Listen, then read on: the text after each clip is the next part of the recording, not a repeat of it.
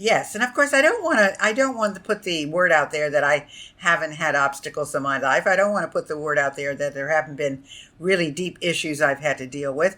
However, it's how you deal with them that makes the difference. It's not that you're impervious to all these horrible things that are going on. It's just that you have to make up your mind how you yourself are going to deal with them.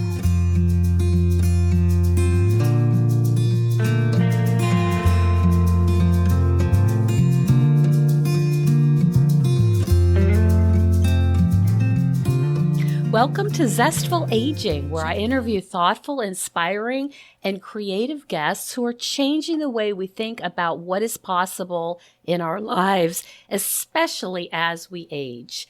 I'm your host, Nicole Christina, psychotherapist and fellow Zestful Ager. And I love to hear from my listeners. My website, zestfulaging.com, makes it easy for you to leave comments and suggestions, and I really do appreciate your feedback. Our music is provided by Judy Banker, who was a guest on Zestful Aging, and her CD Buffalo Motel was just released. You can find out more about her on judybanker.com. I know that everyone is feeling really stressed and anxious right now. We're all unsettled and feel out of control. So I created a free download for you for maintaining mental health based on my 30 years as a psychotherapist. Just go to zestfulaging.com and it is all yours. Well, I've got my Jack Russell Sparky right by my side as usual, so let's begin. We have a really interesting and great interview today for you. I met today's guest at a conference for women in business, and I was so taken by her energy and her individuality and confidence, I wanted to have her on the show. Gayle Carson is the epitome of a zestful ager. She's known throughout the world as a business and leadership expert, and she authored How to Be an S.O.B, a spunky old broad who kicks butt, among others, and her work's been profiled on ABC, NBC, and the Wall Street Journal, just to name a few outlets. She was selected as a legend of the speaking profession, and she currently hosts over a dozen radio shows per month. And she's a strong proponent of living regret-free, and we'll be talking about that. Welcome to the show, Gayle. Thank you, Nicole. It is a delight to be here, and you have your puppy and I have my two kitties. Okay, that's the way it should be. That's and right. Never the two shall meet, I will say. So you are one busy woman. That is the understatement. At a stage of life where many people believe that, we should really be winding down, retiring, laying on the beach, and sort of, and not to put too fine a point on it, but kind of waiting for the inevitable. That is not the way you live, Gayle. No, it is not. And if you don't live the way I live, you are waiting for the inevitable. That's kind of how I feel. In fact, I just spoke to somebody yesterday. I was at an annual brunch that we had for my undergraduate school. They have a South Florida brunch every year with the president of the college and guest speakers and so forth. And the fellow there, who is head of the communication department, he said to me, he said he knows so many people who have retired or whatever, they're just not doing anything. And a year later, they're so incapacitated that they wish they had never stopped. So I have just never stopped, but really, Nicole, because I love what I do and it keeps me happy.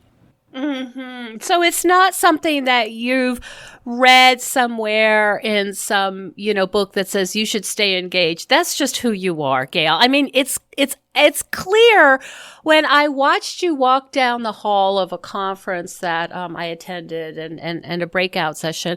You walk like you're so confident and so self-possessed, and is that something that's developed over the years, or have you always been that way? Well, I think I've always been that way, Nicole, but I will tell you that my first business was, it was a modeling school. And so one of the things that I I taught people was how to be confident and how to walk and how to walk into an audition and be taken seriously and so forth. So I think it's something I've epitomized all my life. And then, of course, I was on the road as a professional speaker, and I've spoken in 50 countries and 49 states, and you either are confident on stage or you're not on stage anymore. So, so I think it's something that I've had with me, but I also developed along the way to make it even stronger. And can you tell us a little bit how, I mean, I have clients who will say, I'm afraid to go out and try this. I'm lonely, or maybe I have empty nest, my kids have gone and I know I want to do something, but I don't know these people. I don't want to go join a group. I don't know anyone. Do you have any suggestions for people who aren't confident, but who want to work on their confidence? Well, first of all, the only thing that can happen is people can say no. I mean, that's the worst that can happen. So you're not any further back than you were when you started, because people can choose, do they want to be your friend or do they want to get to know you or so forth. So I feel like go try it. The only thing they can say is no. And in terms of, well, I don't feel sure of myself, or I don't know if I'll like it or they'll like me, you won't know until you try it. There are many things I've gone to once and I've never gone back because it wasn't my cup of tea. So rather than sitting there and complaining, get out and see whether or not it is something that you'd like. And I almost can guarantee that if you try 10 things, at least 1 or 2 is going to work out. The statistics are with you. Right. You know what it also makes me think about is that feeling uncomfortable is not the worst thing in the world. I think you're not saying, listen, it'll be easy. You'll go, it'll be delightful. Maybe it'll be awkward, but you'll live through it. Is that your message? Well, yeah, I think so. I think you've put it very well. It's something that when people do it, it's amazing that, for example, I didn't even know, for example, that you were noticing me. So you never know who is going to be there, even if you're not enjoying yourself or you don't like the group. Very often there's one person there who can make a big difference in your life. I see. There's so much we don't know. There's so many behind the scenes things going on that we just have no way of knowing. So just kind of stepping in and kind of allowing whatever happens to happen. And then the idea of like, okay, if it doesn't go well, I will try something else. And I'm resilient enough that it's not going to break my heart. Well, that's true. And you'll never know unless you experiment. And even, let's just take leaders, giant leaders of corporations and huge winners. They all say they failed 100 times. And if they haven't failed 100 times, then they haven't tried hard enough. So there's lots of people that go out there and try things that don't work for them, but they try enough things that enough things do work for them. Mm-hmm. And that's what people have to look at. I like that. The idea of sort of, if you don't go up to bat, you're never going to hit a home run. Exactly right. You have to go up to the bat. Right.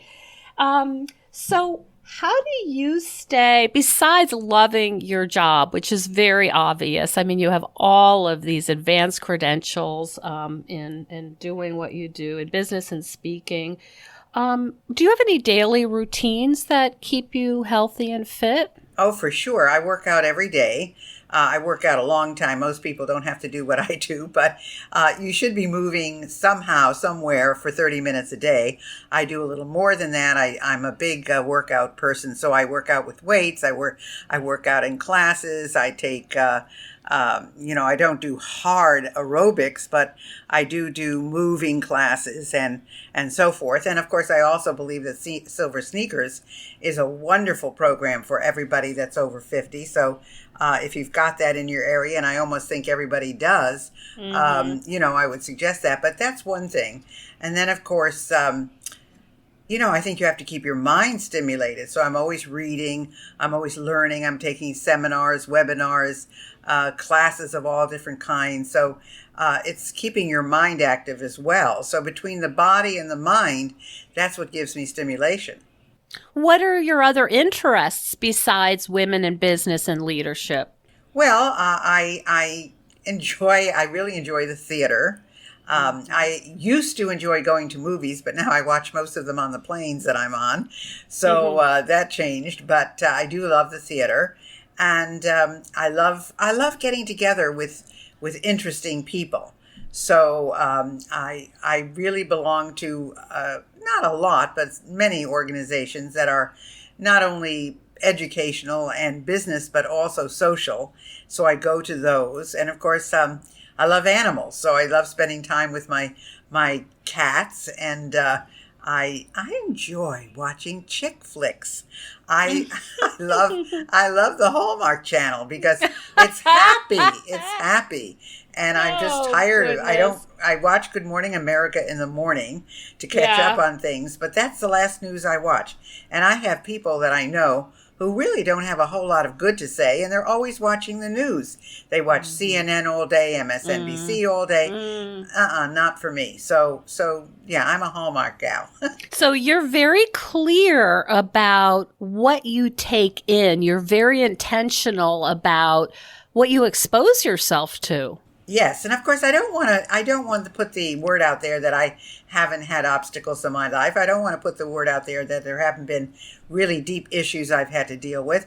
However, it's how you deal with them that makes the difference. It's not that you're impervious to all these horrible things that are going on. It's just that you have to make up your mind how you yourself are going to deal with them. So when you say you've had challenges, I think that might be an understatement. You're very public about having, is it 16 surgeries, Gayle? Yeah, 16. Yeah. Oh, okay. Can you tell us a little bit about your own resilience and what you might tell other people who are either on a cancer journey now or, have been in the past? Well, I'm now going through my fourth case of breast cancer. I'm back on chemo. I'm on chemo pills, not chemo infusion. But I had a terrible reaction to them initially because they were too heavy a dose for me. Ended up in the hospital for 5 days and then homebound for 15. And I joked about the fact that I was a Silver Sneakers Fitness Award winner and 3 weeks later was flat on my back in the hospital. But it's really, again, how you deal with it. I knew I was going to get out of there. I knew I was going to come back. And I just knew that I had to be strong in dealing with all of those things. And with each of the surgeries, the same thing. I would prep my body by working out a lot. And then when I had my surgeries, I was really back. In fact, I don't even want to tell people how many full day seminars I did with bandages wrapped around my chest. But I did it, so I think, again, it's mindset. And of course, physically, I'm pretty strong. I mean, I will be 82 years old next month. And I can tell you that I go probably faster and better than most people half my age. I have no doubt. Hello, Zesties. I want to tell you about one of my all-time favorite exercise and stress reduction tools, which I am really relying on during this quarantine. But I've sung its praises for years. The benefits are seemingly endless. It's great for toning and strengthening muscles. It improves your lymph system, your metabolism. It helps with joint pain and balance. And it's even used by NASA astronauts because it's such an efficient way to exercise. And if you're older or you're worried about your balance, you can order a stabilizer bar to hang on to. I'm talking about my NEDAC Rebounder mini trampoline. I put on my music and I have my own dance party. Because for me, exercise needs to be fun and invigorating. Otherwise, I don't want to do it. Now is not the time for the philosophy of no pain, no gain, because we're in enough pain. This is a way to feel good and energized and have fun. It really does help mood as well. And I like that Nidak is made in the USA and it is really solid. I've had mine for 15 years and it's still in great shape. The Nidak Rebounder will help us get through this quarantine in better shape mentally and physically. And there's also a model that folds up if space is an issue. One of my clients puts it on her driveway and uses it while she's watching her kids during the quarantine. Anyway, I can't recommend Nidak Rebounders enough. They are a worthwhile investment in your health and overall well-being, especially now.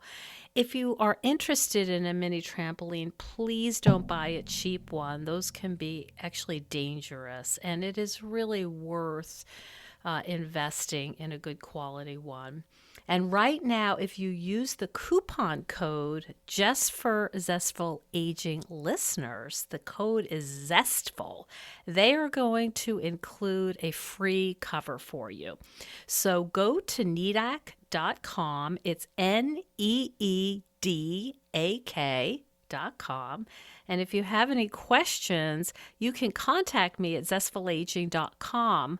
I really am their biggest fan. So, when you're in the midst of a chemo or, you're recovering from surgery, are there certain things, you say you talk to yourself, it's a choice, and that you say, I have to be strong. Are there any other processes or any other techniques that you use to keep yourself from kind of getting pretty down and hopeless about this? Well, I think, in the beginning, initially, I go through the same thing anybody else goes, why me? And of course, the second time and the third time, and now the fourth time. The fourth time I didn't have as bad a reaction, even though this time it's probably worse than ever. But I just am so used to it by this point. I think that I just thought, well, this is just one more trial I have to get through. But I think that in the beginning, years ago, I've been going through this for 30 some years. So when this first happened to me, I was 49 years old, and I said, why me? And what I should have done, Nicole, was and my sister suggested this and I didn't listen to her. I should have had a double mastectomy then, but I wasn't ready for it. And so I went through all the horrible things of having all these different surgeries for all these different reasons. And, I should have taken care of it in the beginning. But I personally, at 49, was not ready for it. So I think it's a matter of now things are much better. They diagnose better. Treatments are better. There are more kinds of treatments available. So I think it's really, really important to have a good doctor. Some people need a support group. I did not. But I think it's important if you do, as long as you don't all sit there and feel sorry for yourselves, because that's not going to happen. But I think it's a matter, again, of looking at, okay, where do we go from here? How do I deal with this? How do I get over this? How do I get through this? And whatever works for you, I don't know what it is for anybody else. But, for me, it was having that mindset and knowing that eventually it too would end. It's like, this idea of, and this too shall pass. Right. Exactly. Would we have known if we met Gayle as a little girl? She was spunky. Were you always a fighter? Well, I have to tell you the story of my mom tells me. I was on stage. I've been on stage since I was 3. And my first initiation on stage was as a dancer. And we were doing the months of the year, and I was January, so I was out first. And I did a somersault, and my crown fell off.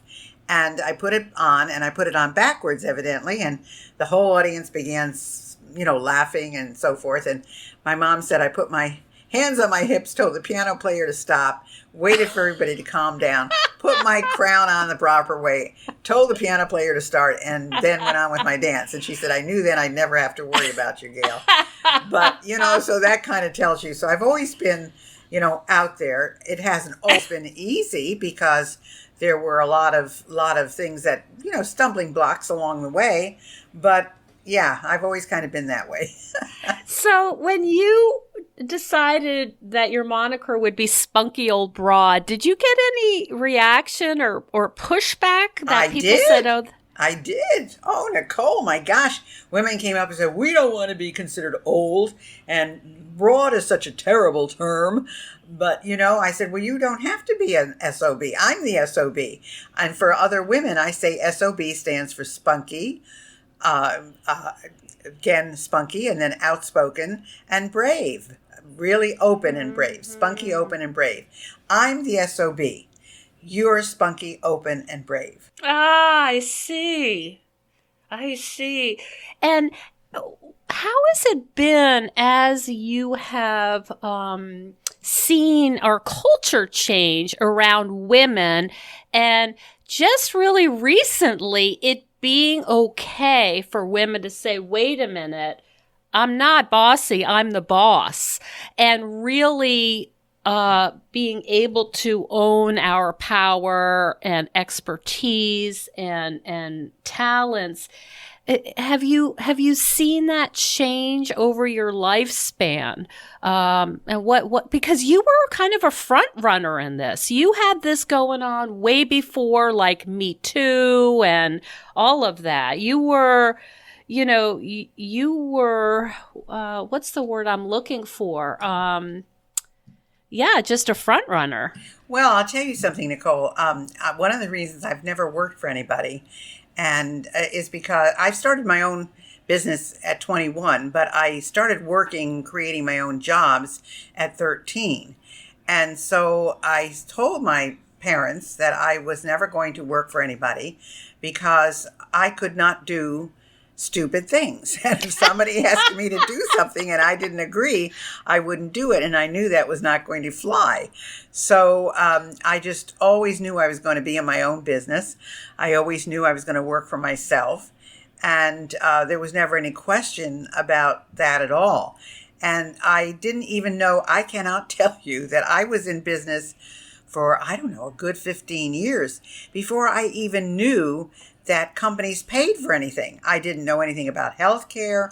I didn't know anything about when you go to conferences, the company sends you. I didn't know any of these things because I'd always paid for everything all of my life. So it just I never knew it.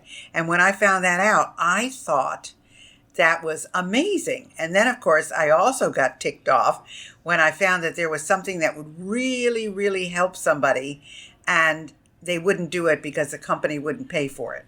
Now, if it were me and I were working for a company and making a livable wage, I mean, if I was working and I had the dollars to do it, and some of these things are not expensive, I would have invested in myself because it would have gotten me further along in my career to where I wanted to go.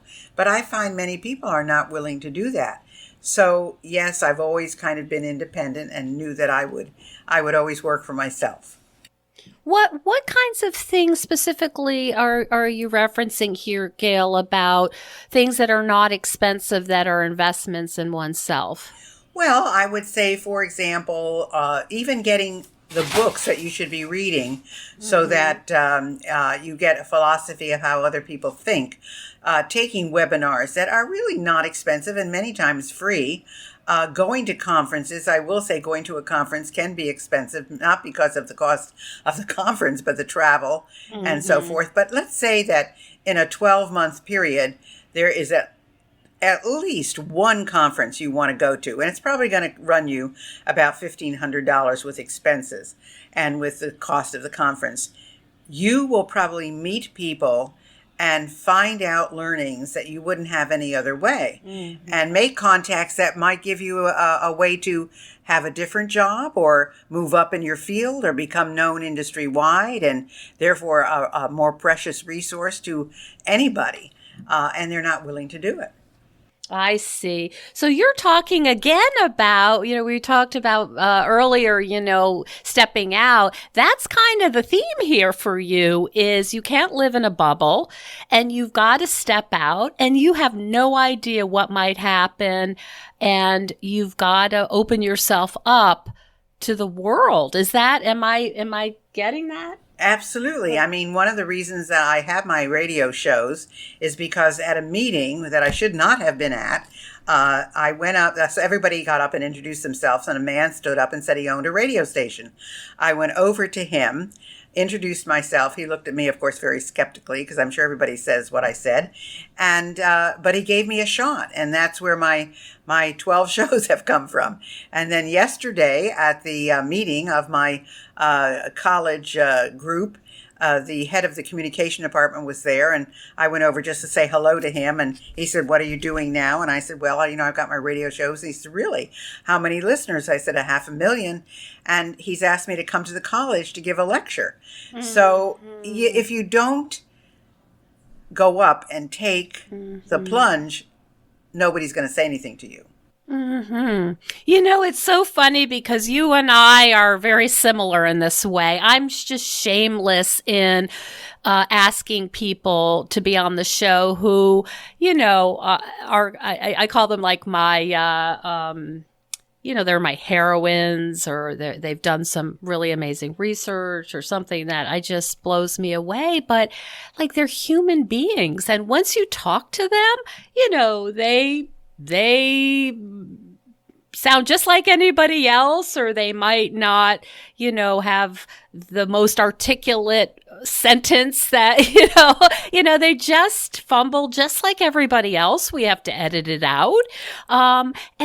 That's been a real joy for me is to approach people and say, listen, do you want to be on Zestful Aging? We're international. Here are some of my guests. And then they may not follow up, but I think there's a learning curve where it's like, don't take this personally because they've got a million other things. And maybe what we're both sort of understanding is there's a skill in taking rejection. Does that sound right? Yeah, but as I said, the only thing they can say is no. And right. So that's the whole point. I mean, what is the worst that can happen? Right. They just say no. Yeah. And you either take offense at that or you say, okay, next. Yeah, next. That's right. You really have to be like, remember those Weebles long time ago where you just like you may get hit down and then you pop back up and say, okay, who else can I contact? That's right. Exactly right. And even, wherever you go, wherever you are, there's always that chance that you're going to be rejected. But on the other hand, you can also be accepted. So that's the key. Mm-hmm. And there's, of course, our brains always remember the rejections, just how our brains are built and in terms of evolution and what our brains are there for.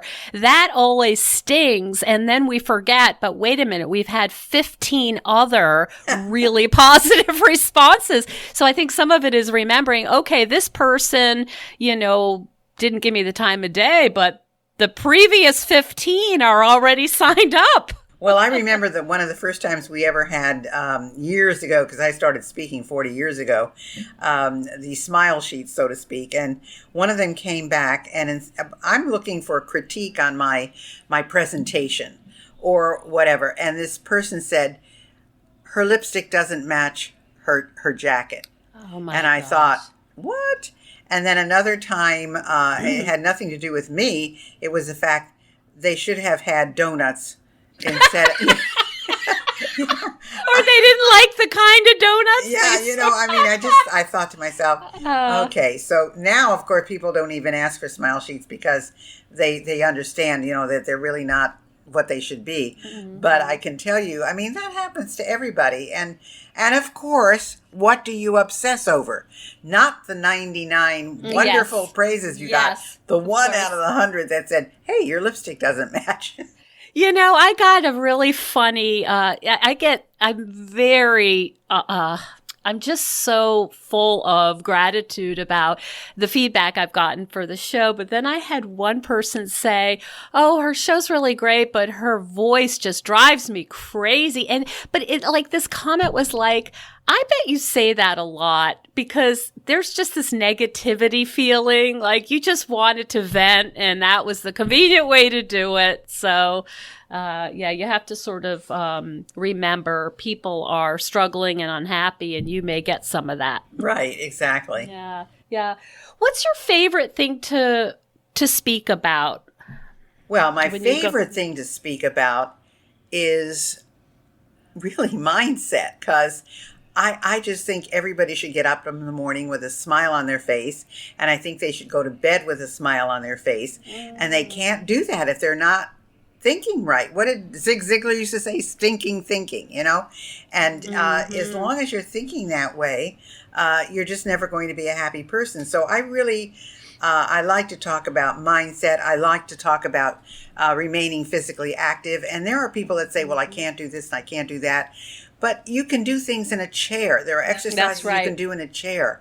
So, and you can always, even if your eyesight isn't good, you can get audio books, or you can get someone to read to you, or there's just a whole bunch of ways of getting around certain things. And it's up to you to decide how you're going to approach it.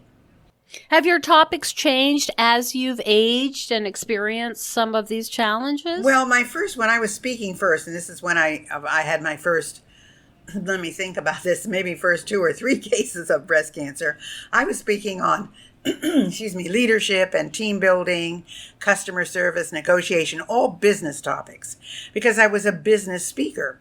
And then I decided, after doing that for 21 years, that nobody was paying attention. I mean, they loved me, they paid me well, but then it was life as usual in the company.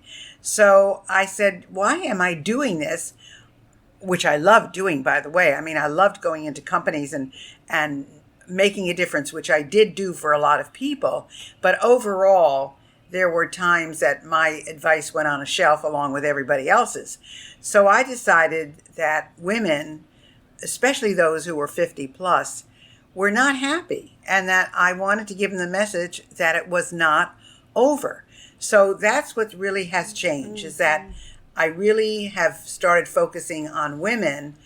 But believe it or not, women don't necessarily want to spend money on themselves. They'll do it for Botox, they'll do it for Hermes scarves, they'll do it, but they don't want to spend it on personal development. That's interesting. So you've refined your message, but you're finding that sometimes it falls on deaf ears because they're not even thinking that's something of value to them in their lives right now. It doesn't seem as if it's important to them, and then they'll go on complaining. That must be frustrating for you. It is very frustrating. So that's one of the things that I really have thought about. That's why I just developed an online course on how to get on television, because I know everybody needs media, and a lot of people want to go on TV. They see people and say, well, I should be up there speaking, or I should be up there saying this. Well, this is how you do it. So I developed a course on that, because I know most people who are speakers or coaches or writers or authors or whatever, and even entrepreneurs, mostly entrepreneurs, need to get on TV to get their press and get well known. Mm-hmm. I remember you talking about that when I saw you in Syracuse. So, wow, you've got so much wisdom and so much to share.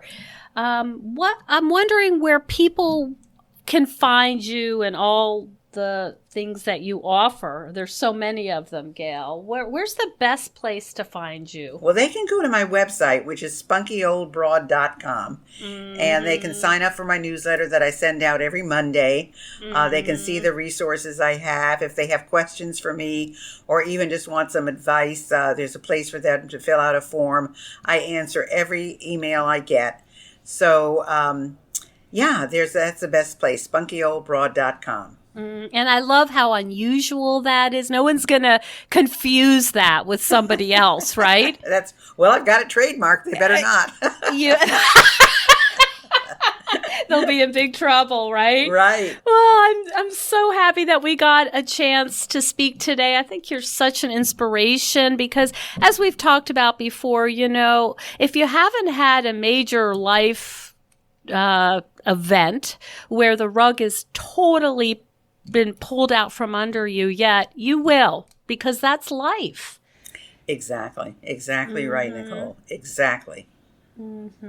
Thank you so much, Gayle. You are so welcome, and I'm delighted to have been with you today. Okay, bye. Bye. Thank you so much for joining us on Zestful Aging. If you like the podcast, please share it with some of your friends. I love to hear from my listeners. Send me an email at NicoleChristina.com. It's no secret that everyone's feeling pretty restless and unsettled right now. Our lives are upside down, and the future is feeling pretty uncertain. But if you're anything like me, organizing my stuff can help me feel a little calmer. It's something I can do to help me feel a little more in control and in charge of my own life. If you think decluttering could help you feel better and you could use a little assistance with that, check out the online course I've developed with professional organizer and designer Carrie Luderin. It's called Too Much Stuff. And Too Much Stuff is different from other courses or articles or guidance you may have used up. We give you clear steps to deal with the clutter and the tools to help you face the overwhelming feelings and the emotions that come up when we're going through our clutter. And a lot of those emotions are just feeling anxious or guilty or just basically flooded with a lot of different confusing feelings. The course is really practical. It's realistic. The lessons are short and punchy, and they're really manageable. We're not trying to set you up for some long exploratory, super in-depth, burdensome experience. We want something really helpful for you right now. We all need help with our anxiety. So being surrounded by more calm and less chaos can really help. So now's a good time to clear out the clutter so we can focus on what's really important in our lives. So find out more at zestfulaging.com. You'll see more about this under the web courses tab. If you have any questions, just shoot me an email at zestfulaging@gmail.com. Thanks so much. And stay tuned next week for another interview with a fascinating and inspiring guest.